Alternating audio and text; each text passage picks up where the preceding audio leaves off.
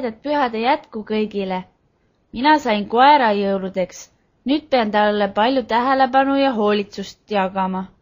Jagatud rõõm on ikka poole suurem, nagu jagatud muregi poole väiksem. Selle võrra tuleb järgmine aasta kindlasti väga kirju. Isegi täna hommikul treenisin teda väikeste juustupallikestega. Viisin talle süüa ja mängisin temaga. Kui me hakkasime mängima, sai kutsikas tagasi rahu. Hihi, aga kutsikas ei oska veel väga mõelda. See nii kaua, kui ema aastavahetusel kooki küpsetas ja isa külaliste ootel sauna küdema pani. Jõudis tups isa sussid juba katki närida. Varsti hakkaski järjepidevalt uksekeel helisema.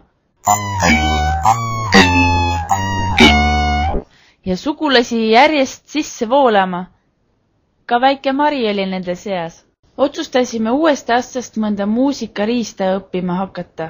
Selleks tõmbasime aga loosi, sest ühe pilli väljavalimine tundus liiga raske. Väikestele paberitükkidele kirjutasime siis kitarr, viiul, klaver, akordion, flööt ning pasun. Panime need ühe kübara sisse ning kumbki meist pidi ühe sedeli sealt välja võtma. Mina sain akordioni, Mari aga klaveri.